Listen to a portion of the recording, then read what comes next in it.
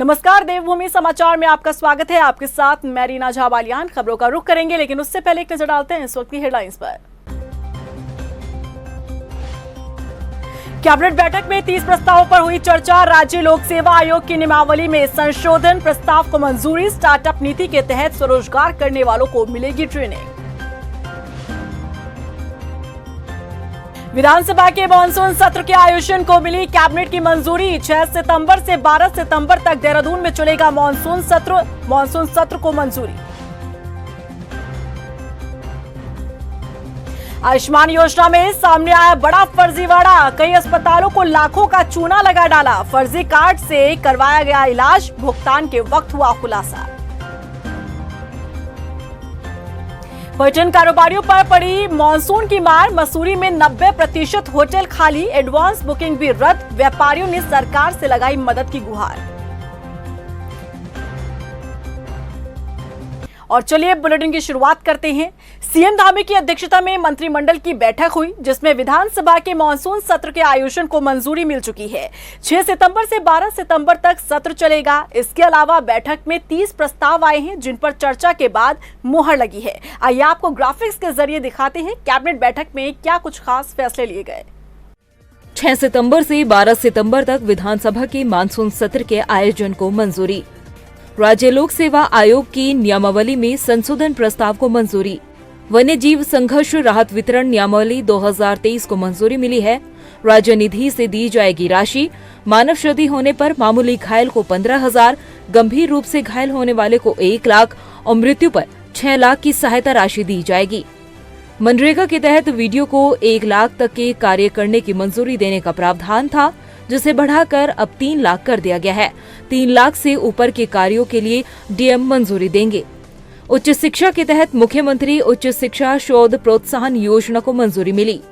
राष्ट्रीय शिक्षा नीति के तहत देवभूमि उद्यमिता योजना शुरू होगी। स्टार्टअप नीति के तहत स्वरोजगार करने वालों को ट्रेनिंग दी जाएगी।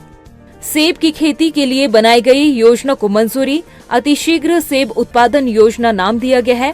8 साल के लिए बनाई गई ये योजना। चिकित्सा शिक्षा विभाग में अब हर साल होगी नर्सिंग भर्ती। ऊर्जा विभाग में पिटकुल के वार्षिक सदन की पटल पर रखने को मंजूरी। आउट ऑफ टर्न के तहत पदक विजेताओं को मिलेगी नौकरी। 6 विभागों में 150 पद चयनित किए गए। 2000 ग्रेड पे से लेकर 5400 ग्रेड पे तक पद तय किए गए। खेल विभाग की नई राजपत्रित नियमावली को मंजूरी। अभी तक उत्तर प्रदेश की नियमावली खेल विभाग में चल रही थी। परिवहन विभाग के तहत प्रतियोगिता परीक्षा में शामिल होने वाले युवाओं को 50% किराए में छूट मिलेगी। माध्यमिक शिक्षा नियमावली में संशोधन। पंतनगर एयरपोर्ट के विस्तारीकरण को लेकर 800 एकड़ से अधिक सरकारी भूमि का होगा अधिग्रहण। शहरी विकास के तहत निकायों का विस्तार किया गया। नरेंद्र नगर नगर पालिका का विस्तार किया गया। घाट ब्लॉक मुख्यालय को अब नगर पंचायत बनाया गया। 6 गांवों को घाट नगर पंचायत में शामिल किया गया। मुंसियारी को भी नगर पंचायत में शामिल किया गया। रुद्रप्रयाग नगर पालिका का भी सीमा विस्तार किया गया। भीमताल नगर पंचायत को नगर पालिका बनाई गई। 112 नगर निकाय अभी तक थे, जो बढ़कर 114 हो गए हैं। पहल की गई है। अभी आप देखते हैं सरकारी संपत्तियां बहुत हैं और कई खाली भी हैं, कभी कभी मिल जाती हैं खाली, और कई पार्टली उपयोग उनका हो रहा है। कुछ समय के लिए ही उपयोग हो रहा है, बाकी समय खाली पड़ी रहती हैं। फॉर एग्जांपल हमारे एजुकेशन इंस्टीट्यूट हैं या स्कूल भी हैं, वो आधा दिन ही चलते हैं, आधा दिन खाली रहते हैं। उनकी प्ले ग्राउंड है, सुबह को बच्चा खेलता है, बाद में सारा दिन खाली पड़ी रहती है। लेकिन प्राइवेट लोगों को भी वहाँ आने की या सैर करने की अनुमति नहीं देते। हमारे कार्यालयों की बहुत, जहाँ पार्किंग की समस्या है वहाँ पार्किंग भी है। 5 बजे 6 बजे कार्यालय बंद हो गया, उसके बाद वो पार्किंग खाली रहती है, कर्मचारी घर चले गए, लेकिन किसी प्राइवेट को आदमी को वहाँ गाड़ी खड़े करने की अनुमति नहीं है। ऑडिटोरियम है हमारे, मीटिंग हॉल्स हैं हमारे सरकारी, चाहे किसी इंस्टीट्यूट में हो चाहे किसी कार्यालय में हो। तो हमने ये काफ़ी देर से जो मंथन चल रहा था और आज कैबिनेट ने अप्रूव कर दिया कि इन सभी संपत्तियों को प्राइवेट आदमी भी यूज़ कर पाएगा। जब हमारा सरकारी यूज़ कर रहा है उस समय के उपरांत, तो उसकी पूरी नियमावली बना दी गई है। और लोकल कमेटी एक डीएम की अध्यक्षता में, जिसमें जो कार्यालय अध्यक्ष होगा लोकल लेवल का वो भी उसका सदस्य होगा, ताकि उसके कार्य में कोई व्यवधान भी उत्पन्न ना हो और अपने उपयोग के उपरांत ये पब्लिक के लिए खोल दी जाएंगी। लोग प्लेग्राउंड में सैर कर सकेंगे, पार्किंग सरकारी यूज कर सकेंगे। लोगों को मुफ्त में इलाज करवाने के मकसद से अटल आयुष्मान योजना की शुरुआत सरकार की तरफ से की गई थी, लेकिन अब इसे लेकर एक बड़ा फर्जीवाड़ा सामने आया है, जिसका खुलासा कैग रिपोर्ट की तरफ से किया गया। साथ ही देहरादून के कई अस्पतालों को फर्जी आयुष्मान कार्ड के जरिए चूना लगाया गया। देखिए रिपोर्ट। आयुष्मान योजना में बड़ा फर्जीवाड़ा, कई अस्पतालों को चूना लगा डाला, फर्जी आयुष्मान कार्ड से इलाज करवाया, अस्पतालों में लाखों का बिल बकाया। जिस अटल आयुष्मान योजना की शुरुआत सरकार ने लोगों को मुफ्त में इलाज करवाने के मकसद से की थी, आज उसी योजना में बड़ा फर्जीवाड़ा सामने आया है। उत्तराखंड के मल्टी स्पेशलिटी अस्पतालों में इलाज कराने के लिए यूपी के कई फर्जी आयुष्मान कार्ड का इस्तेमाल करने का मामला सामने आया है। दरअसल कार्ड के जरिए लोगों ने इलाज तो करवा लिया, लेकिन यूपी सरकार ने इसका अभी तक भुगतान नहीं किया। बता दें कि कुछ समय पहले कैग की रिपोर्ट में भी आयुष्मान योजना में बड़ी गड़बड़ी बताई गई थी और अब उत्तराखंड में एकाएक इस तरह का मामला बढ़ने के कारण अस्पताल प्रशासन की नींद टूटी, लेकिन विभाग के मंत्री अब भी अनजान बने हैं। प्रदेश के स्वास्थ्य मंत्री धन सिंह रावत से पूछे गए सवाल के जवाब में वो योजना की उपलब्धियां गिनाते रह गए, जबकि सही मायने में योजना के बुरे हाल पर उन्होंने जवाब देना मुनासिब नहीं समझा।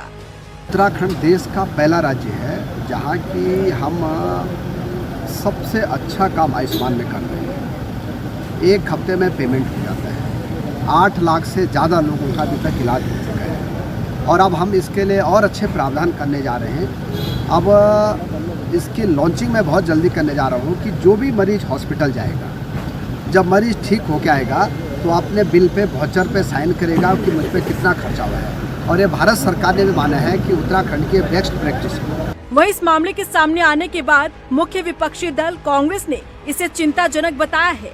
मथुरा दत्त जोशी ने आरोप लगाते हुए कहा कि यदि सरकार ऐसी योजनाओं में लापरवाही बरत रही है तो हालात आगे क्या होंगे, इसका अंदाजा लगाना कठिन नहीं है। देखिए, देश की सर्वोच्च संस्था है CAG, संवैधानिक संस्था है, और जब उसकी ऑडिट रिपोर्ट आई, वार्षिक रिपोर्ट आई, तो उसमें तमाम घपलेबाजियाँ मिली, विभिन्न विभागों में मिली। उसमें सबसे बड़ी बात है कि आयुष्मान कार्ड जो हमारे बने हैं, आयुष्मान बीमा पॉलिसी जो चिकित्सा के क्षेत्र में मिली है, उसमें बहुत बड़ा घपला पकड़ा गया है। करोड़ों रुपए का, अरबों रुपए का घपला है और फर्जी रोग दिखा दिए गए। एक ही नंबर में कई आपके आधार कार्ड दर्ज हैं, एक ही नंबर में कई मरीज दर्ज हैं, कई उनके लाइसेंस बना दिए गए, और इसमें निश्चित रूप से सरकार को इसका संज्ञान लेना चाहिए। बता दें कि फर्जी आयुष्मान कार्ड से इलाज कराने का मामला अस्पताल प्रशासन ने शासन तक पहुंचा दिया है। साथ ही यूपी के मरीजों का आयुष्मान कार्ड से इलाज बंद कर दिया है। जानकारी के मुताबिक यूपी के 100 से अधिक आयुष्मान कार्ड धारकों का अप्रूवल के साथ अस्पताल में इलाज किया गया था, लेकिन जब भुगतान की बारी आई तब पता चला कि ये सभी कार्ड फर्जी तरीके से बने हैं। इस पूरे मामले में किसी गिरोह के शामिल होने की आशंका जताई जा रही है। फिलहाल सरकार को मामले की सूचना दी जा चुकी है। ऐसे में देखना होगा कि मामले में किस तरह से कार्रवाई की जाती है। गदरपुर के खंड विकास कार्यालय में मुख्यमंत्री सशक्त बहना उत्सव योजना के तहत कार्यक्रम का आयोजन हुआ, जिसमें महिला स्वयं सहायता समूह ने हिस्सा लिया। इस कार्यक्रम में महिला स्वयं सहायता समूह ने हस्तकला प्रदर्शनी का आयोजन किया। प्रदर्शनी में जिलाधिकारी उदय राज ने महिलाओं की कला की सराहना की। उन्होंने बताया कि इस योजना का उद्देश्य महिलाओं को आर्थिक तौर पर मजबूत करना है। जो महिलाएं हैं समाज की, हमारे क्षेत्र की, स्पेशली ग्रामीण क्षेत्रों की, उनको रोज़गार के अवसर उपलब्ध करा करके सशक्त बनाना है। इसीलिए ये जो सेल्फ हेल्प ग्रुप बनाए गए हैं, तो उनको प्रमोट करना, उनके प्रोडक्ट जो बना रहे हैं उनको मार्केट तक कैसे ले आया जाए, कैसे लोगों को अधिक से अधिक इससे जोड़ा जाए, जिससे कि उनका जो प्रोडक्ट अगर लोगों के बीच में लोकप्रिय होगा और लोग खरीदेंगे तो इन समूहों की आय में वृद्धि होगी, और जब समूहों की आय में वृद्धि होगी तो निश्चित ही उनके परिवार को इसका लाभ मिलेगा, और महिलाओं को आत्मनिर्भर बनने का एक बड़ा ही मजबूत ये माध्यम है। रुड़की तहसील के बाहर भारतीय किसान यूनियन की महापंचायत आयोजित हुई। महापंचायत में भारतीय किसान यूनियन के राष्ट्रीय नेता राकेश टिकैत पहुंचे और घंटों चली महापंचायत को किसान नेताओं ने संबोधित किया। अलग अलग जगहों से आए किसानों ने अपनी अपनी समस्या रखी, जिस पर राकेश टिकैत ने किसानों की आवाज को सरकार तक पहुंचाने का दम भरा। वहीं मौके पर पहुंचे रुड़की एसडीएम ने किसानों की मांगों के बारे में उच्च अधिकारियों को अवगत कराने का आश्वासन दिया। इनको मुआवजा, इनका जो गिरदावरी है, जो इनकी जांच है, जिन फसलों का नुकसान हुआ, जिन खेतों का, उनकी जांच पूरी नहीं हुई। जहाँ पे गन्ना या फसल दूसरी लगी हुई थी वहाँ पे खाली दिखा रहे खेत, उससे किसानों को मुआवजा कम मिल रहा और जो मिल रहा ये कम है, ये बढ़ना चाहिए। धरना भी यहाँ की कमेटी ये चाह रही है कि धरना चलता रहे, हमारी सरकार से एक बार बातचीत हो जाए। अधिकारी को ये कहा सरकार से बातचीत हो जाए तो धरना उसी टाइम पे ख़त्म हो। इनका आगे क्या, जो उनकी लोकल मांगे थी उसका तो तहसील स्तर पर समाधान कर दिया गया है। बाकी उन्हें ये भी अवगत कराया गया है कि अगर आपकी कोई ऐसी इंडिविजुअल समस्याएं हो तो उसके बारे में बता सकते हैं। इसके अतिरिक्त तो कुछ उनकी समस्याएं जो शासन स्तर की थी, जिसमें मुआवजे से संबंधित या बिजली के माफ़ी से संबंधित है, उसके संबंध में कहा गया है कि हम शासन को जिलाधिकारी महोदय के माध्यम से अवगत करा देंगे। मौजूदा वक्त में मानसून की मार कारोबार पर भी पड़ी है। आपको बता दें, पर्यटन नगरी मसूरी में पर्यटकों की भारी कमी का असर पर्यटन से जुड़े कारोबार पर पड़ रहा है। मानसून सीजन में मसूरी के 90% होटल रेस्टोरेंट खाली हैं। एडवांस बुकिंग रद्द हो चुकी है। ऐसे में मसूरी होटल एसोसिएशन के पदाधिकारियों ने सरकार से मदद की गुहार लगाई। होटल एंड रेस्टोरेंट कारोबारियों ने जिलाधिकारी के जरिए सीएम को ज्ञापन भी सौंपा। इस ज्ञापन में व्यापारियों ने मॉल रोड के सौंदर्यीकरण का भी मामला उठाया। उन्होंने कहा कि सीजन के वक्त में निर्माण कार्यों के चलते पर्यटकों को दुश्वारियां झेलनी पड़ रही हैं। बड़ा दुर्भाग्य विषय है कि पूर्व वर्षों की भांति इस वर्ष मई या जून में पर्यटक की आवागमनी बहुत कम रही, क्योंकि मॉल रोड पर सौंदर्यीकरण का कार्य चल रहा था। उसके पश्चात हम उम्मीद लगाए बैठे थे कि अब मॉल रोड काफ़ी अच्छी हो गई है, जुलाई अगस्त हमारा अच्छा चलेगा। परंतु जुलाई में शुरू में जो बारिशें हुई हैं, जो आपदा स्थिति आई है हिमाचल में, उत्तराखंड में, उसके तहत ऐसी एक डर की भावना पर्यटक में बैठ गई है कि पिछले 2 माह से बिल्कुल पर्यटक शहर में शून्य है। और अब बात कर लेते हैं हल्द्वानी की, जहां पर आपको बता दें कि हल्द्वानी नगर निगम में बोर्ड की बैठक हुई, जिसमें जोरदार हंगामा देखने के लिए मिला। सभी कांग्रेसी पार्षदों के साथ नेता प्रतिपक्ष रवि जोशी ने बेल में आकर जमकर विरोध किया। साथ ही मेयर और नगर आयुक्त पर भेदभाव के आरोप लगाए गए। हंगामे के बीच कार्यकाल की अंतिम बोर्ड बैठक में बजट भी पेश किया गया। बोर्ड बैठक खत्म होने के बाद मेयर जोगेंद्र रौतेला ने बताया कि शहर के विकास के लिए कई जरूरी प्रस्ताव पर मुहर लगी। वहीं अपने ऊपर लगे भेदभाव के आरोप को मेयर ने नकारा। बोर्ड बैठक में कुछ भी खास नहीं है, रटा रटाया 2-4 चीजें हैं। खास अगर कुछ है तो एक चीज बहुत खास है जो मेयर साहब ने कही है कि तोते की जान राक्षस में होती है और राक्षस की जान तोते में होती है। आज हमें सीखने को मिला हल्द्वानी नगर निगम से कि राक्षस कौन है और तोता कौन है। अच्छे प्रतिनिधि की पहचान है, वो चर्चा करे, स्वस्थ चर्चा करे, पुरजोर तरीके से अपनी बात को रखे। खाली घोटालों का आरोप लगा देना, ये लगा देना, इससे कोई सहमत नहीं होगा। राक्षस की जान कहीं तोते पे है, राक्षस कहीं बैठा है, तोता बोल रहा है, तो ये कोई बड़ा विषय नहीं है। लेकिन मुझे लगता है कि अब वो थोड़ा सा सीमा को पार कर चुके हैं। उस सीमा को पार करने के कारण थोड़ा सा मैं चाहता हूँ कि उनको विधिक रूप से भी अब मैं थोड़ा सा कॉर्नर करूँगा। किस तरह मतलब सदन की मर्यादा होती है, व्यक्ति की मान होती है, उस मानहानि को लेकर मैं उन पे जल्द ही उनको नोटिस सर्व किए जाएंगे। राजधानी देहरादून में लगातार डेंगू के मरीजों में इजाफा हो रहा है। बढ़ रहे डेंगू के मरीजों को देखते हुए स्वास्थ्य विभाग और नगर निगम अलर्ट मोड पर है। मेयर सुनील उनियाल गामा ने बताया कि शहर के सभी 100 वार्ड में लगातार फॉगिंग की जा रही है। मशीनों के जरिए शहर की मेन रोड पर भी फॉगिंग की जा रही है और उन्होंने कहा कि जिन इलाकों से डेंगू के मरीज ज्यादा मिल रहे हैं, उन क्षेत्रों में नगर निगम और स्वास्थ्य विभाग घर घर जाकर लोगों को जागरूक कर रहा है। नगर निगम में 100 वार्ड हैं, 100 के 100 वार्डों में जो है मशीनें दे रखी हैं। फॉगिंग का काम चल रहा है। 6 बड़ी मशीनों के द्वारा भी जो हमारी मेन रोड हैं उन पे भी जो है लगातार फॉगिंग का काम चलता है। जहाँ पेशेंट ज़्यादा आते हैं, जिस कॉलोनी से सूचना आती है, उस कॉलोनी में भी जो है स्वास्थ्य विभाग और हमारी टीम जाके जो है घर घर जागरूकता अभियान भी चलाती है, जो लार्वा पनपता है वो भी चेक करती है, और कहीं लार्वा अधिक होता है तो उस पर जुर्माने का भी प्रावधान है, उसका चालान भी किए जाते हैं। तो लोगों को जागरूक भी कर रहे हैं और इसको सजग रहने के लिए लोगों से अनुरोध भी कर रहे हैं। और नगर निगम फॉगिंग के माध्यम से जो है जो डेंगू पे जो नियंत्रण होना चाहिए, देहरादून की जनता की जागरूकता से नियंत्रण इसको हो सकता है, ये भी लगातार नगर निगम अभियान चलाकर जो है लोगों को जागरूक करता है। बागेश्वर के गरुड़ क्षेत्र में स्कूल जा रही छात्रा पर लेपर्ड ने हमला कर दिया, जिसमें छात्रा के हाथ और पैरों में दांत और नाखून के गहरे निशान लग गए हैं। छात्रा को अस्पताल में भर्ती कराया गया है। भिकोट के ग्रामीणों ने बताया कि जब चारों छात्र स्कूल जा रहे थे उसी दौरान ये हमला हुआ। घायल छात्रा ने खुद को बचाने के लिए लेपर्ड के सर पर पत्थर से हमला किया। वहीं डीएफओ ने कहा कि गाँव में चौकसी बढ़ाई जाएगी, जरूरत पड़ने पर पिंजरा लगाया जाएगा।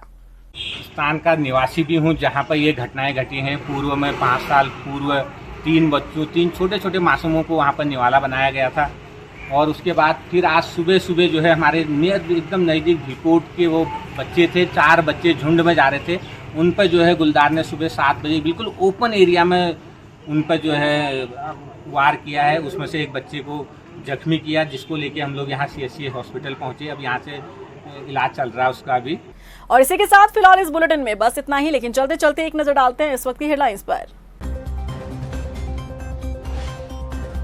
कैबिनेट बैठक में 30 प्रस्तावों पर हुई चर्चा। राज्य लोक सेवा आयोग की नियमावली में संशोधन, प्रस्ताव को मंजूरी। स्टार्टअप नीति के तहत स्वरोजगार करने वालों को मिलेगी ट्रेनिंग। विधानसभा के मानसून सत्र के आयोजन को मिली कैबिनेट की मंजूरी। 6 सितंबर से 12 सितंबर तक देहरादून में चलेगा मानसून सत्र। मानसून सत्र को मंजूरी। आयुष्मान योजना में सामने आया बड़ा फर्जीवाड़ा। कई अस्पतालों को लाखों का चूना लगा डाला। फर्जी कार्ड से करवाया गया इलाज, भुगतान के वक्त हुआ खुलासा। पर्यटन कारोबारियों पर पड़ी मानसून की मार। मसूरी में 90% होटल खाली, एडवांस बुकिंग भी रद्द। व्यापारियों ने सरकार से लगाई मदद की गुहार।